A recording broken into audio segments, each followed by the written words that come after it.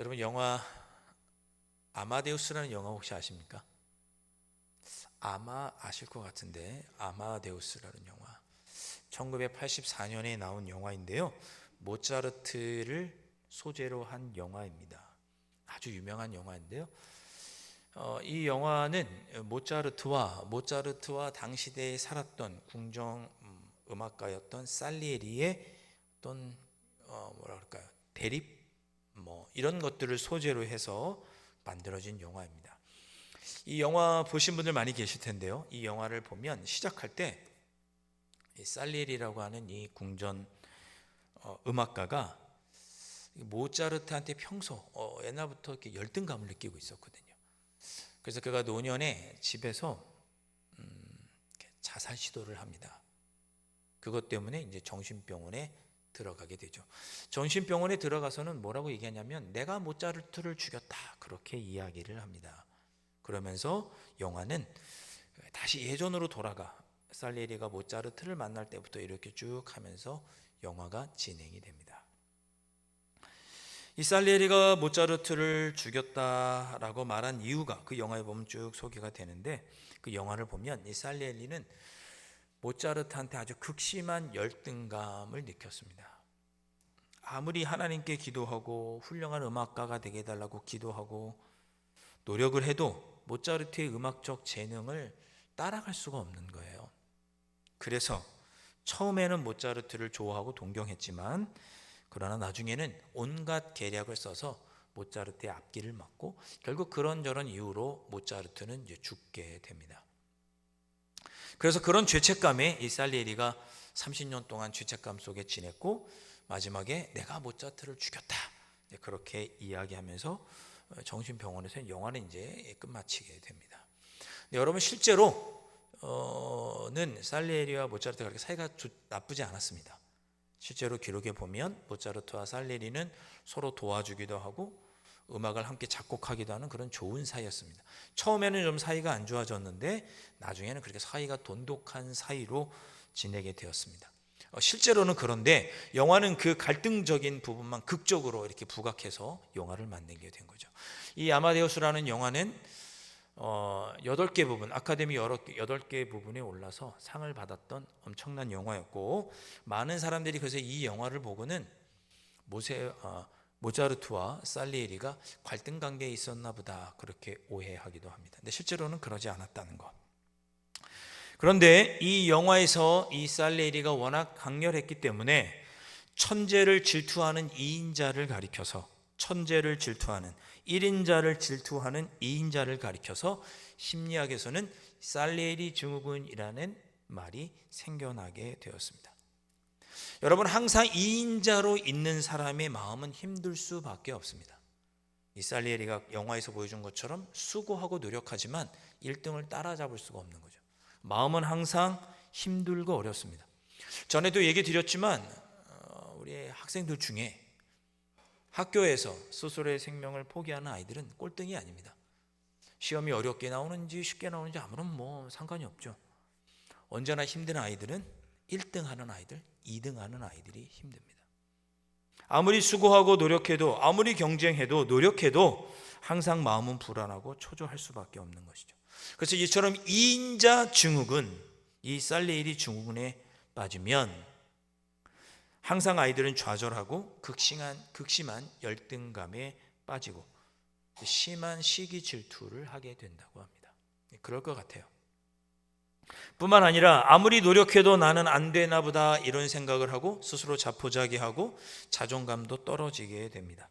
그리고 1인자를 향해서 질투하고 분노하면서 심지어 그뿐만 아니라 여러 인간관계도 악화되는 그리고 1인자의 실패만을 바라보는 그런 안 좋은 감정에 사로잡히게 된다고 합니다. 이게 2인자가 가지는 살리에리 증후군이라고 하는 심리 상태입니다. 사랑하는 성도 여러분, 저는 우리 모두가 2인자라고 생각합니다. 우리는 항상 누구와 비교하죠. 우리는 항상 누가 비교. 우리가 대통령이랑 비교하는 게 아니고 내 옆에 있는 사람과 비교합니다. 내가 그 사람보다 조금 못한 것 같고 내가 그 사람보다 조금 안 좋은 것 같고 그러면서 스스로 마음이 지치고 힘들게 되죠. 그것이 이인자 증후군, 살리엘이 증후군입니다. 그런데 모든 이인자들이 그렇게 안 좋은 모습을 보인 것은 아니었습니다. 갈렙은 45년 동안 이인자였습니다. 1인자는 여호수아였죠. 갈렙은 늘 여호수아의 뒤에 있었던 이인자였습니다. 그러나 그는 여호수아를 질투하지도 않았고 열등감에 빠지지도 않았고 자기를 낮추어 생각하지도 않았습니다. 그저 하나님께서 나와 함께 계시니 하나님께서 나에게 맡겨주신 일을 원망도 불평도 없이 헌신과 순종으로 감당했을 뿐입니다. 오늘 읽었던 말씀 중에 12절 말씀, 그 갈렙이 이렇게 요구를 합니다. 그날에 여호와께서 말씀하신 이 산지를 지금 내게 주소서. 당신도 그날에 들으셨거니와 그곳에는 아낙 사람이 있고 그 성읍들은 크고 견고할지라도 여호와께서 나와 함께 하시면 내가 여호와께서 말씀하신 대로 그들을 쫓아내리이다 하니. 아주 긍정적인 선포를 합니다. 이인자 증후군에 빠지지도 않았고 그는 오히려 그것을 극복하고 정말 하나님께서 나에게 약속하신 그 산지를 달라고 당당하게 요구하는 그런 건강한 심리 상태를 갖고 있던 사람이 누구냐? 갈렙이었습니다. 물론 그의 긍정은 그저 단순히 잘 될 거야, 내일이면 잘 되겠지, 잘 되겠지, 그러지 않겠어 라고 하는 단순한 긍정이 아니었습니다. 막연한 희망이 아니었고 그의 긍정은 하나님이 함께 하시니 가능하다, 할 수 있다, 하나님이 함께 하시니까 된다. 아까 읽었던 12절 말씀 끝에 그렇게 기록하죠. 여호와께서 나와 함께 하시면 내가 여호와께서 말씀하신 대로 그들을 쫓아내리이다. 하나님이 나와 함께 하시면 된다. 철저히 하나님 중심의 신앙과 신본주의적인 신앙 안에서 그는 긍정의 삶을 살아가는 사람이었습니다. 갈렙이 이와 같이 하나님이 나와 함께 계심으로 가능하다, 하나님 중심의 신앙으로 자신의 삶을 그렇게 긍정하며 살아왔다는 것을 우리는 그의 삶을 통해서 살펴볼 수 있습니다. 그렇게 하나님이 나와 함께 계시니 가능하다라고 하는 믿음이 있었기에 그는 자신의 삶을 늘 언제나 긍정적으로 해석할 줄 알았습니다. 7절과 8절 말씀에도 쭉 보면 그는 지난 자기들이 자신의 시간을 뒤돌아봅니다. 내가 예전에 민수기 13장과 14장에 그때죠. 45년 전을 회상하는 거예요. 그때 내가 모세의 명령을 받들어 가나안 땅을 정탐하지 않았느냐. 그때 모두 12명의 사람이 정탐을 했는데 그 중에 10명은 가나안 땅을 정탐하고 돌아와서 부정적인 보고를 했다. 가나안 땅에 살아온 사람들은 거인같이, 아낙 사람들인데 거인같이 강대하고 그 사람들에 비하면 우리는 메뚜기 같다. 그들이 사는 성읍은 강대하여서 우리가 감히 그 성읍을 점령할 수 없겠다라고 12명 중에 10명이 부정적인 보고를 합니다. 그런데 그때 갈렙은 성실한 보고를 하죠. 아니다, 하나님이 우리와 함께 가시면 그들은 우리의 먹이다, 예전 성경에는 밥이다 이렇게 표현하죠. 그때도 갈렙은 하나님이 우리와 함께 하시면 할 수 있다라고 그는 해석을 했습니다. 민수기 14장 9절 말씀에 그들은 우리의 먹이라, 그들의 보호자는 그들에게서 떠났고 여호와는 우리와 함께 하시느니라, 그들을 두려워하지 말라. 여러분, 부정적인 사람은 그 문제의 크기를 묵상하지만 갈렙은 그 문제보다 크신 하나님을 바라보며 묵상했습니다. 그는 장애물을 걸림돌이 아닌 디딤돌로 보았습니다. 이 문제를 내가 딛고 일어설 수 있다, 하나님이 나와 함께 하시면 나는 이 문제를 딛고 일어설 수 있다고 그는 해석했습니다. 사랑하는 성도 여러분, 우리 앞에 놓여있는 문제, 여러분 앞에 놓여있는 문제는 걸림돌입니까? 디딤돌입니까? 우리 강남제일교회 앞에 놓여있는 문제는 걸림돌입니까? 디딤돌입니까? 하나님이 함께 하시면 그 문제는 우리의 먹이입니까? 아무리 강한 여리고 성과 같은 문제라 할지라도 헌신과 순종의 삶을 살아가는 우리에게는 그저 모래성 아니겠습니까? 우리는 삶의 문제를 묵상하고 있습니까? 아니면 그 문제보다 크신 하나님을 묵상하고 있습니까? 우리 앞에 놓여있는 안악자성같이 거대한 사람들, 여리고 성이나 여러 가지 성들과 같은 거대한 성은 여전히 우리 앞에 있지만 그것을 어떻게 해석하느냐? 갈렙은 하나님이 함께 가시면 그 장애물을 이길 수 있다고 해석을 했습니다. 제가 전에도 말씀드렸죠. 500원짜리 동전을 우리 눈앞에 가까이 대면 아무것도 보이지 않습니다. 그러나 멀찌감치 500원짜리 동전을 떼어내면 더 크고 놀라운 하나님이 보이고 아름다운 것들이 보이는 거죠. 여러분 앞에 놓여있는 그 어려움, 그것만 바라보지 마시고 우리와 함께 하시는 하나님이 계시면 나는 능히 이길 수 있다고 하는 긍정적인 마음을 가지시는 여러분들이 되실 수 있기를 주님의 이름으로 축원드립니다. 저와 여러분이 가지고 있는 믿음은 그렇게 할 수 있는 믿음입니다. 그렇게 하나님께서 나와 함께 계시다는 믿음을 가지고 있었기에 갈렙은 인내하는 삶도 잘 살아갈 수 있었습니다. 오늘 성경에도 나왔지만 갈렙은 45년 동안 견디고 인내하던 사람이었습니다. 38년 동안 광야에서 방황했고 7년 동안의 가나안 전쟁을 하였습니다. 그는 그동안 한결같은 모습으로 인내하고 견디며 헌신과 충성을 감당했습니다. 사랑하는 성도 여러분, 우리의 삶을 한번 뒤돌아보시죠. 우리의 삶에도 좋을 때도 있고 안 좋을 때도 있지 않습니까? 그에 따라 우리는 널뛰입니다. 감정이. 신앙도 널뛰입니다. 갈렙은 그러지 않았습니다. 하나님이 함께 계시면 이길 줄 믿고 45년 동안 한결같았습니다. 그가 단 한 번도 원망하고 불평했다는 내용이 성경에 없습니다. 그런 2인자잖아요. 2인자면 꽤 높은 사람 아닌가요? 그가 한마디 했으면 성경에 기록되었을 텐데 그가 원망하고 불평했다는 이야기는 어디에도 없습니다. 갈렙은 45년 전, 그러니까 40세에 혈기왕성한 나이에 모세에게 약속을 받았습니다. 네가 가나안 땅에 들어가면 네가 밟는 땅을 주겠다. 40살 때 45년 전에 갈렙은 약속을 받았습니다. 그 약속이 이루어지기까지 45년이 걸렸습니다. 그러나 그는 45년을 지내는 동안 85세가 될 때까지 한결같이 불평하지 않았고 하나님께서 이루실 때를 기다리며 참고 견디는 사람이었습니다. 그것이 여러분 인내하고 견디는 것이 긍정입니다. 하나님께서 이루어 주실 줄 믿고 인내하고 기다릴 줄 아는 것이 곧 긍정입니다. 진정한 긍정은 상황이 좋을 때만 웃는 것이 아니라 억울하고 힘든 시간 속에서도 하나님의 신실하심을 의지하지 않고 견디고 인내하는 것이 긍정입니다.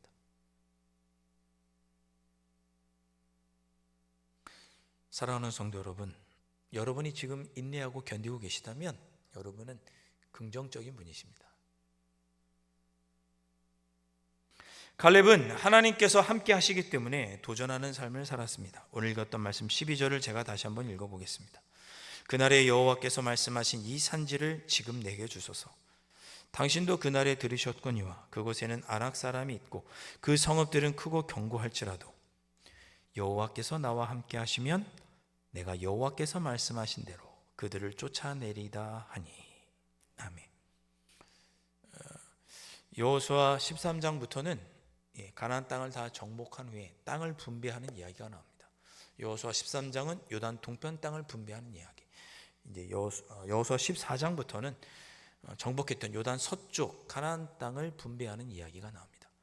첫 번째로 분배받는 사람이 누구냐? 갈렙이었습니다. 2인자였으니까요. 여러분, 갈렙은 좋은 땅을 달라고 요구할 자격이 있습니다. 그렇죠? 넘버 2잖아요. 그뿐만 아니라 이미 45년 전에 약속을 받았고 그 누구보다 앞장서서 전쟁하면서 수고했으니 좋은 땅을 달라고 할 자격이 있습니다. 물이 있는 곳, 넓은 평원, 그런 곳을 달라고 말할 자격이 있습니다. 그런데 그런 곳을 달라고 말하지 않습니다. 방금 읽었던 11절 말씀을 보니까 가장 정복하기 어려운 곳, 아낙 자손들, 거인이라고 불렀던 아낙 자손들이 사는 곳, 산세가 험한 곳, 자연환경이 좋지 않은 곳, 정복하기 힘들어 보이는 그곳을 달라고 요청합니다. 여러분, 어떤 마음가짐으로 그런 산지를 갈렙이 달라고 요청했을까요? 10절부터 12절까지 제가 다시 한번 읽어보겠습니다. 여러분 갈렙의 마음을 한번 짐작해 보시기를 바랍니다. 이제 보소서, 여호와께서 이 말씀을 모세에게 이르신 때로부터 이스라엘이 광야에서 방황한 이 45년 동안을 여호와께서 말씀하신 대로 나를 생존하게 하셨나이다. 오늘 내가 85세로 돼 모세가 나를 보내던 날과 같이 오늘도 내가 여전히 강건하니 내 힘이 그때나 지금이나 같아서 싸움이나 출입에 감당할 수 있으니 그날에 여호와께서 말씀하신 이 산지를 지금 내게 주소서. 당신도 그날에 들으셨거니와 그곳에는 아낙 사람이 있고 그 성읍들은 크고 견고할지라도 여호와께서 나와 함께 하시면 내가 여호와께서 말씀하신 대로 그들을 쫓아내리이다 하니. 갈렙은 85세라는 나이의 한계도, 적들이 강하다고 하는 문제도, 현실적인 자연 환경에도 그는 굴복하지 않았습니다. 아직도 나는 강하다. 난 아직 할 수 있어.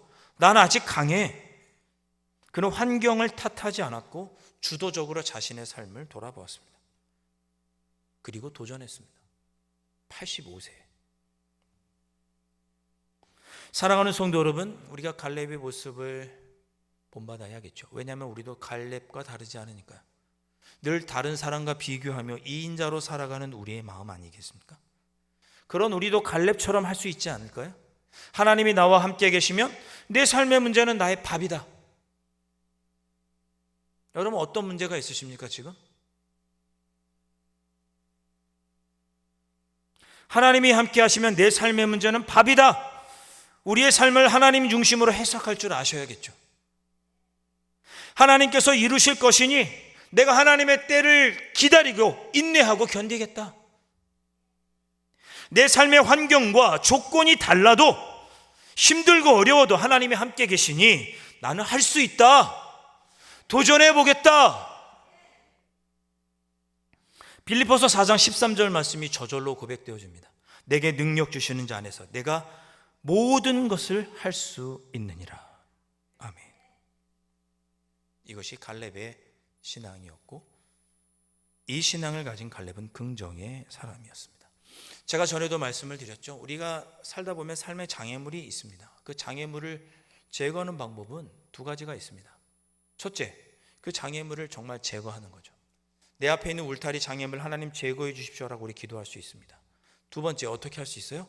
주님, 저를 키워주셔서 제가 장애물을 뛰어넘게 해주십시오. 예전에는 장애물이 이렇게 있어서 바깥이 보이지 않았는데 내가 더 키가 커지면 그 장애물보다 내가 더 커지면 그 장애물 바깥이 보이게 되는 거죠. 우리는 지금까지 장애물을 없게 해달라고 하나님께 기도했다면 이제는 갈렙처럼 하나님과 함께 내가 그 장애물을 뛰어넘을 수 있게 해주십시오라고 기도할 수 있어야 하겠죠. 그것이 갈렙이 가진 긍정의 신앙이었습니다. 여러분도 그렇게 기도하고 살아가실 수 있기를 주님의 이름으로 축원드립니다. 유대인 정신과 의사 중에 빅터 프랭클이라고 하는 유명한 정신의사가 있습니다. 그분이 쓴 책이 많이 베스트셀러가 되기도 했죠. 이 빅터 프랭클은 나치 수용소에서 정말 짐승처럼 고통 가운데 살았습니다. 근데 그는 그 힘들고 어려운 중에서도 이런 생각을 했습니다. 아무리 내가 지금 힘들고 어려워도 내가 삶의 목적을 분명히 알면, 삶의 의미를 깨달으면 이 어려움의 순간도 내가 수용하고 이겨낼 수 있을 것이다. 그는 그렇게 보았습니다. 그는 그 괴로운 수용소 생활에서 이런 얘기를 합니다. 만약에 삶의 목적이 있다면, 우리의 인생에 우리의 삶의 목적이 있다면 시련과 죽음에도 반드시 목적이 있을 것이다. 만약 그것을 찾아낸다면 그 사람은 어떤 모욕적인 상황에서도 계속 성숙해 나갈 수 있을 것이다. 이런 이야기를 했습니다. 내 삶의 목적이 있다면 나의 시련과 죽음에도 목적이 있을 것이다. 그 삶의 의미와 삶의 목적을 그는 어디서 찾았느냐? 하나님에서 찾았습니다. 하나님께서 뜻하고 계획하시는 바가 있을 것이다. 하나님을 통해 삶의 의미를 깨달으면 시련과 고난도 이기게 될 것이라고 그는 말했습니다.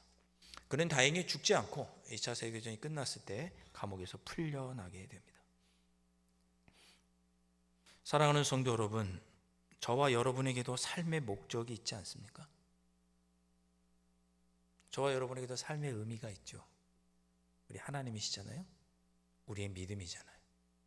그것이 있으면 그 믿음은 우리로 하여금 장애물을 뛰어넘을 수 있게 합니다. 그것이 갈렙이 가졌던 긍정의 신앙이었고 우리가 본받아야 될 삶의 모습입니다. 얼마 전에 저희 장로님께서 저에게 시집을 한 권 선물로 주셔서 커피를 마시다가 이게 시를 이렇게 읽어보는데 하면 갑자기 이렇게 웃음이 나오고 공감이 되는 시 한 편이 있었습니다. 유독 이 시가 마음에 와닿더라고요. 소개 하나 해드리도록 하겠습니다. 시의 제목은 진실은 변명하지 않는다. 예. 이 시를 쓴 분은 김순규 시인입니다. 네.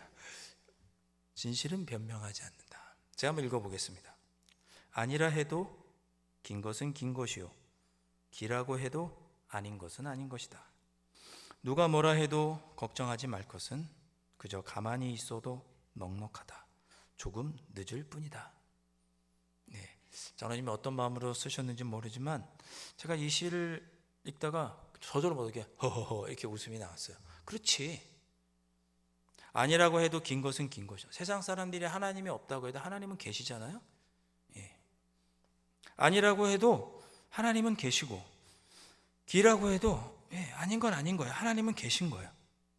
삶이 힘들다 어렵다 해도 하나님과 함께하면 이기는 거지. 이 시를 읽으면서 그런 생각이 들었습니다. 누가 뭐라 해도 걱정하지 말자. 하나님 함께 계시니까. 그저 가만히 있어도 충분하다. 조금 늦을 뿐이다. 하나님이 나와 함께 계시니 걱정하지 말자. 내 삶에 다가온 장애물도 뛰어넘을 수 있고 하나님이 나와 함께 계시니 내 앞에 있는 고난도 우리는 승리할 수 있으니 이 산지를 나에게 주십시오. 긍정의 모습으로 내가 살아갈 수 있겠구나. 이 시를 보면서 저는 그런 갈렙의 마음을 느껴보았습니다. 사랑하는 성도 여러분, 저와 여러분이 가지고 있는 믿음이 우리가 이렇게 할 수 있도록 만들어줍니다. 그 믿음 안에서 늘 긍정적으로 삶의 장애물에 넘어지지 말고 그 장애물을 뛰어넘으며 살아가시는 여러분들이 되실 수 있기를 주님의 이름으로 축원드립니다.